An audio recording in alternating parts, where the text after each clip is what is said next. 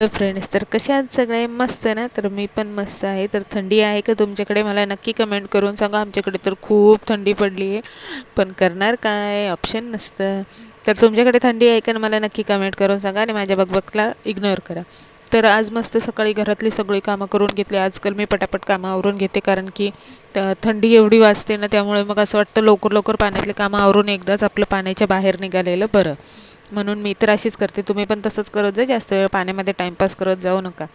म्हणून पटापटा सकाळी उठलं की लगेच कामाला लागायचं, जेणेकरून लवकर आवरून होतं. तर मी पण सगळी कामं आवरले. त्यानंतर मस्त अंघोळ केली आणि मग आज गुरुवार होता म्हणून येल्लो येल्लो घातलेलं होतं. येल्लो येल्लो झालेली होते मी. तर कामं आवरली की नाही की मला सगळ्यात जास्त आठवतं ते म्हणजे माझ्या पोटाला लागलेली भूक. मला पण भूक लागली होती, म्हणून मग लगेच अंघोळ करून देवाचं दर्शन केलं. देवाच्या पाया पडले. त्यानंतर मग लगेच ताट वाढून घेतलं जेवायला. त्यानंतर थोडंसं टंगळमंगळ इकडचे तिकडचे कामं आणि थोडासा आराम केला आणि मग निघालेले होते नायराला घ्यायला जायला शाळेत. तर थोडीशी तयार झाली, कारण मी याच्या व्यतिरिक्त तयार होत नाही, कारण मी याच्या व्यतिरिक्त बाहेरच जात नाही. म्हणजे गेली तर भाजी घ्यायला, आणि त्याच्या व्यतिरिक्त मी फक्त नायराला शाळेत सोडायला, घ्यायला किंवा नायराच्या शाळेत काय असेल तर त्याच्या व्यतिरिक्त मी बाहेर जात नाही. तर म्हणून मग मी जाताना अशी थोडीशी तयार होऊन जाते, लिपस्टिक काजळ लावून जाते, बाकी काही मेकअप करत नाही. तर मग मस्त नायराच्या शाळेत मी जेव्हा पोचले ना, तर नायराची शाळा ऑलरेडी सुटलेली होती, म्हणून मग नायराला तसंच घेऊन आणि मग लगेच रिक्षाने आली. जास्त वेळ काय माझा तिथे टाईमपास झाला नाही, नाही तर जाऊन मी थोड्या वेळ उभी असते, पण आज मी बरोबर वेळेवर गेले होते. तर मग तिकडनं घरी येता येता पुन्हा 3 माळे चढ आणि उतर करण्यापेक्षा मी विचार करते नको, ह्याच वेळेत आपण जे काही खाली असलेली काम आहेत ते पूर्ण करून जायचे. तर मग लगेच मी विचार केला, खाली मध्येच उतरले आणि मग भाजीच्या इथे गेले भाजी घेण्यासाठी.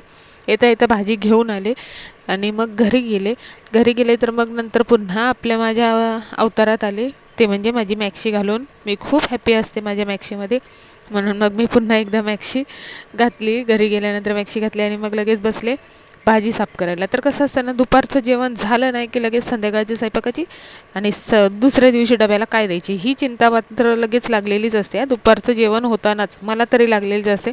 म्हणून मग मी नायराला शाळेत घ्यायला जाते, तेव्हाच येता येता भाज्या काय असेल, उद्याचं काय प्लॅन आहे ते करून ते भाज्या वगैरे घेऊन येते. तर मस्त असं वाटाणा संध्याकाळसाठी तयार करून ठेवला होता आणि करडईची भाजी उद्या सकाळी डब्याला देईल ह्या विचाराने मी साफ करून ठेवलेली होती, म्हणजे कापून वगैरे ठेवलेली होती. त्यानंतर मग मी भाजी साफ करून झाल्यावर बघितलं तर नायराचा डबा घासायचा होता, त्यासाठी खोलून बघितलं तर आज डबा संपलेला होता. आणि मला ना खूप आनंद होतो जेव्हा असा डबा संपलेला असेल. तर आहे ना, भात कसं आहे ना, जेव्हा म्हणजे शिळा भात असेल ना, तर तो कोणाला जात नाही. आपण परतून ठेवला ना की तो आपल्यासाठी राहत नाही. आमच्याकडे असंच होतं. तुमच्याकडे होतं का मला कमेंटमध्ये नक्की सांगा. तर मग भात जो होता ना थोडासा उरलेला, तर मी थोडंसं जे काय उरलेलं असेल ना ते कचऱ्याच्या डब्यात न फेकता आहे ना, झाडांच्या कुंडीत किंवा तिथे टाकते त्या लादीवर, म्हणजे जेणेकरून ना हे पक्षी वाटच बघत असतात की मी केव्हा टाकते. म्हणून मग मी टाकते. कधीतरी मुक्या प्राण्यांचा पण जीव म्हणजे मी रोजच जाणते, तर मग त्यांना पण चांगलं वाटतं, म्हणून मग त्यांना दिलं. आणि मग भांडे जे राहिलेले होते ते घासून घेतले. काय 2चे 10 भांडे व्हायला वेळ लागत नाही, त्यामुळे मग मी दुपारचे भांडे दुपारीच घासून घेतले. त्यानंतर आहे ना, माझे गुड डेज चालू होते, त्यामुळे मला देवाकडे हात घालायचं नव्हतं. तर त्यामुळे आहे ना, देवाकडची अवस्था पण अशी झाली होती. अगरबत्तीची जी आहे राख ती एवढी जमली होती. त्यानंतर कळसामध्ये पाणी नव्हतं, मग सगळ्यात अगोदर ते पण करून घेतलं. कळसा वगैरे धुवून घासून मस्त भरून ठेवला आणि अगरबत्तीचं ते आणि थोडंसं देवाच्या समोरचं पण स्वच्छ करून घेतलं. त्यानंतर मग सगळं झाल्यावर आराम केला थोड्या वेळ, कारण दुपारचा वेळ आरामाची. तर माझी दुपारची नसते, 4 वाजल्याच्या नंतर मी आराम करायला जाते. आणि संध्याकाळी मग असंच बाहेर जायचं होतं. तर थोडीशी संस्कारी भाऊ बनले होते कारण की घरातल्यांबरोबर जायचं होतं, म्हणून स्लीवलेस न घालता ॲक्च्युली मंदिरात जायचं होतं, त्यामुळे मग मी स्लीवलेस न घालता ओढणीवाला ड्रेस घातलेला फुल हातांचा.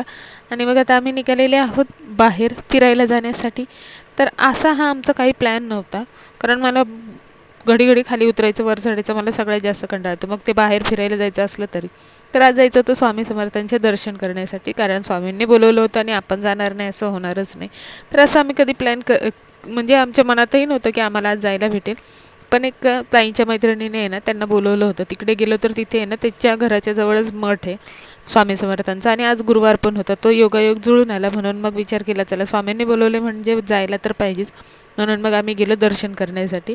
तर तिथे भली मोठी लाईन होती, खरोखर खूप मोठी लाईन होती. आणि त्या मठात जाऊन एवढा आनंद आणि एवढी शांती वाटली ना मनाला, खूप खूप म्हणजे खूप मनाला अशी शांती वाटत होती आणि आनंद वाटत होता. आणि तेवढ्या गर्दीत पण ना खूप म्हणजे छान वाटत होतं. आणि हे आहे तिथलं औदुंबराचं झाड, तर हे आहे ना मंदिर कामोठीला आहे, घरापासून लांब आहे माझ्या, कामोठीमध्ये आहे, हा मठ आहे ॲक्च्युली. तर मग आम्ही इथे गेलो, मस्त असं दर्शन घेतलं आणि तिथला प्रसाद पण इतका छान होता ना, माझ्या तर तोंडात अजूनही चव येते. तर दर्शन करून झालं, त्यानंतर मग थोड्या वेळ बसलो आणि मग आम्ही निघालो. तर निघेपर्यंत वाजलेले होते 9:30. मग मी नवरोबाला म्हटलं, आता घरी जाऊन मी कधी स्वयंपाक बनवायचा आणि कधी आपण जेवायचं आणि कधी झोपायचं, उद्या नायराला शाळेत जायचं आहे. तर नवरोबा म्हटले, तू टेन्शन कशाला घेते, मी आहे ना. म्हणून मग बोलले की चला आज आपण बाहेर खाऊया, थोडं हलकं फुलकं खाऊया, पण बाहेरच खाऊया. तर हल्ली मला कोणाची नजर लागते माहिती नाही, पण माझ्या गालावर एवढ्या फोड्या काय येत आहेत ते समजत नाही. तर मस्त असं हॉटेलमध्ये थोडंसं हलकं फुलकं जेवण करून घेतलं. त्यानंतर एवढ्या थंडीत पण आईस्क्रीम आणि फालुदाचं मला तेवढंच वेड असतं. थंडी वाजो किंवा मला सर्दी हो, पण मला आईस्क्रीम आणि फालुदा याच्या व्यतिरिक्त काही खायला मजा येत नाही. म्हणून मी थंडीत, पावसाळ्यात, उन्हाळ्यात सगळ्यात आईस्क्रीम खाते. तुम्ही खाता का? तर भेटूया नेक्स्ट व्लॉग. बाय.